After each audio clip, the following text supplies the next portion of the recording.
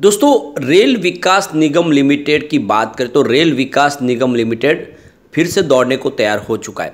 पिछले दिनों बहुत ही ज़बरदस्त रिटर्न दिया, लोगों को इसने मालामाल किया, मल्टीबैगर साबित हो चुका है, लेकिन अभी इसकी दौड़ बाकी है। इसके पीछे वजह है रेलवे के प्रोजेक्ट जो लगातार आ रहे, और ऐसे में यह स्टॉक कमाल करेगा। कंपनी नवरत्न बन चुकी है।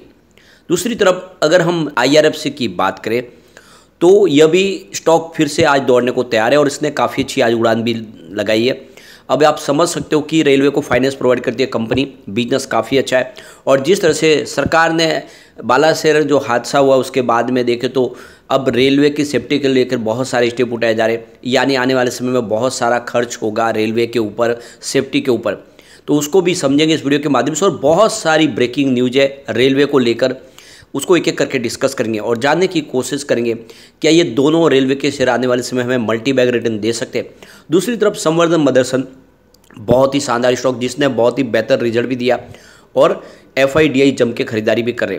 अभी इतना दौड़ा नहीं है, तो क्या इस समय हमें इन्वेस्टमेंट कर लेना चाहिए, जानने की कोशिश करेंगे इस वीडियो के माध्यम से। एक और कंपनी को डिस्कस करेंगे जो बहुत ही शानदार स्प्लिट देने जा रही है, यानी जिसकी फेस वैल्यू 10 हुई है उसको 1 रुपये में बदलने जा रही है और पिछले एक साल में रकम हमारी दुगनी भी की है। तो क्या इन्वेस्टमेंट करना चाहिए? लेकिन फ्रेंड उससे पहले अगर आप पहली बार हमारे चैनल पर आए तो चैनल को सब्सक्राइब कर दीजिए, एक बेल आइकॉन दबा दीजिए ताकि जब भी नया वीडियो बने पहला नोटिफिकेशन आपको मिले। वीडियो पसंद आए तो लाइक से जरूर कीजिए। चलो फ्रेंड्स वीडियो स्टार्ट करते हैं। मैं हूं आपका दोस्त SB दवे और हमारे अपने चैनल ऑनलाइन कमाई में आपका बहुत बहुत स्वागत है।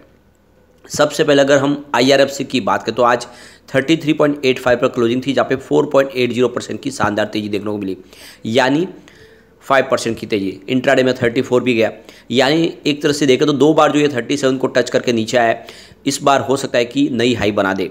वैसे आपको ये पता होगा 19 का इसने लो बनाया था और वहाँ से रकम दुगनी भी हुई और इसका IPO ही 26 में दिया गया था। अभी आप देख रहे हो इसकी बुक वैल्यू भी 33 के आसपास है, तो बहुत ही कम प्राइस में मिल रहा है, इन्वेस्टमेंट किया जा सकता है। कंपनी का बिजनेस लगातार बढ़ रहा है, आप इसके आंकड़ों में समझ सकते हैं। 2019 में जहाँ पे इनका रेवेन्यू 11,132 को भी इसके आसपास था, वो 2023 आ जाते बढ़ के 23,892 को भी तक पहुँच गया है।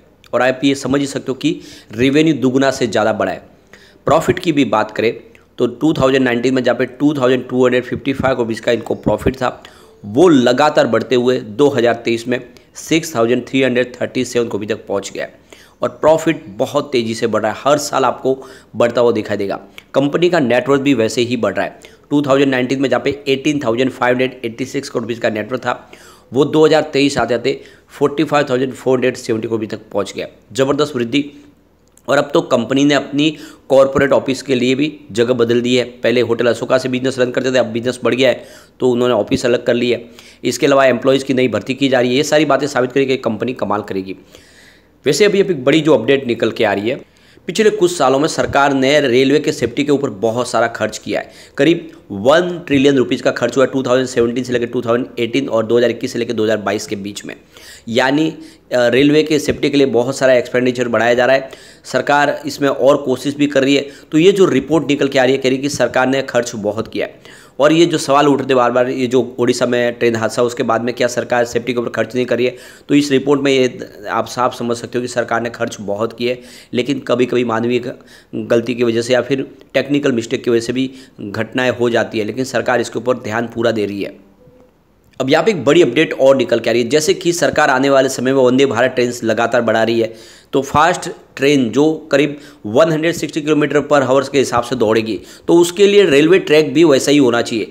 तो अब जो एक्सपर्ट है वो कह रहे हैं कि ये जो पुराने जो ट्रैक है इसके ऊपर इतनी स्पीड की अगर ट्रेन चलेगी तो आने वाले समय और भी ऐसी एक्सीडेंट की घटना हो सकती है।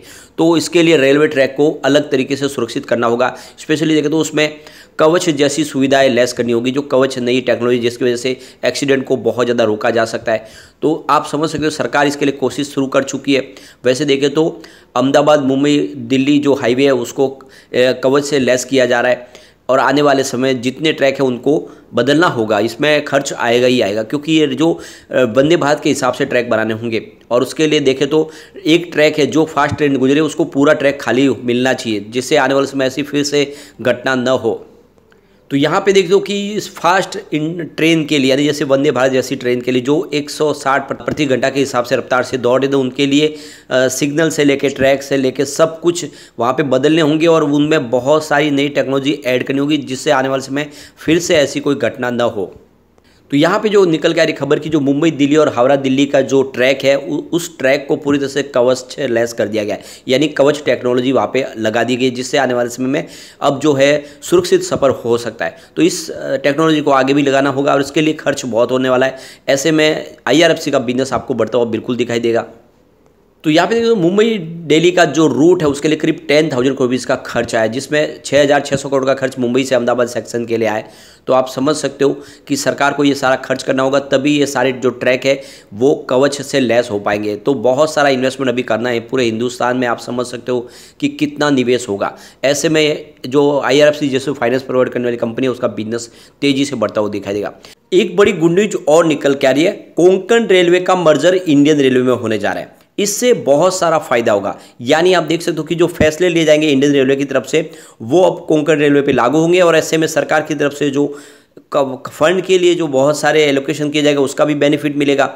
और आप ये समझ सकते हो इससे पैसेंजर को तो बहुत सारा बेनिफिट मिलेगा ही मिलेगा, लेकिन साथ में कोंकण रेलवे का देखें तो बजट आपको बढ़ता हुआ दिखाई देगा, उसके लिए राहत बढ़ती हुई दिखाई देगी। तो ये सरकार का जो फैसला है वो काफ़ी अच्छा है। आने वाले समय ऐसे ही रेलवे की कंपनियों का और मर्जर भी करने की सरकार की योजना है। तो ये शुरुआत है। एक बड़ी अपडेट और यहाँ पे निकल के आ रही है, इंडियन रेलवे ने 8 लाइन का मेंटेनेंस फैसिलिटी प्रोवाइड कर दी है वंदे भारत के लिए, ये भाई शिवाजी टर्मिनस वाड़ी बंदर में। तो आप देख सकते हो कि रेलवेज की जो वंदे भारत ट्रेन जिसे लगातार बढ़ रही है, तो उसके लिए अब मेंटेनेंस के लिए भी 8 लाइन की नई यहाँ पे फैसिलिटीज़ प्रोवाइड कर दी गई है। तो जैसे कि लगातार वंदे भारत बढ़ने वाली है, तो उसकी वजह से अब आने वाले समय सरकार ने कमर कस ली है और इसकी मेंटेनेंस के लिए काफ़ी ज़्यादा लाइनें यहाँ पे बना दी गई है। अब हम चलते हैं रेल विकास निगम लिमिटेड की तरफ। 126 पर आज क्लोजिंग थी, जहाँ पे 5.80% की ज़बरदस्त तेजी देखने को मिली। बहुत दिन के बाद स्टॉक में फिर से करंट देखने को मिल रहा है। 144 इसने हाई बनाया था, उस हिसाब से अभी स्टॉक नीचे है, लेकिन स्टॉक ने पिछले एक साल के हिसाब से ज़बरदस्त रिटर्न दिया। 297% का बम्पर रिटर्न दिया है। 30 के आसपास स्टॉक था, इस समय 126 के आसपास है।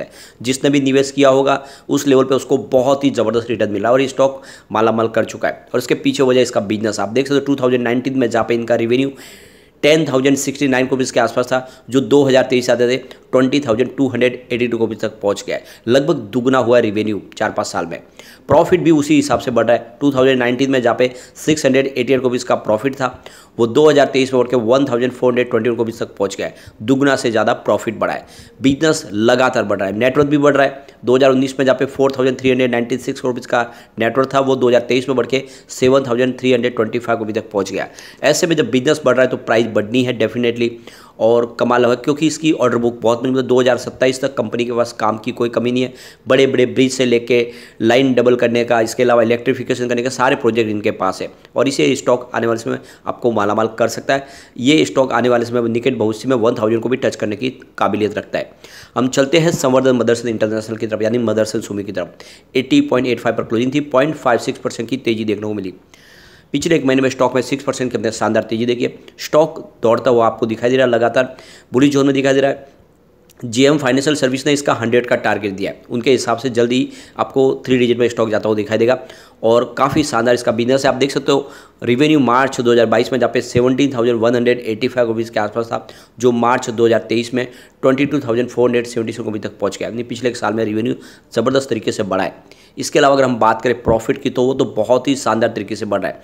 मार्च 2022 में जहाँ पे मात्र 122 रुपीज़ का प्रॉफिट था, वो मार्च 2023 आते आते 654 रुपये तक पहुँच गया और ये ग्राफ लगातार बढ़ रहा है। हर क्वार्टर में आपको प्रॉफिट तेज़ी से बढ़ता हुआ दिखाई देगा और इसी वजह से कह सकते हैं कि ये स्टॉक कमाल करेगा। पिछले 10 साल की इसकी परफॉर्मेंस देख सकते हो।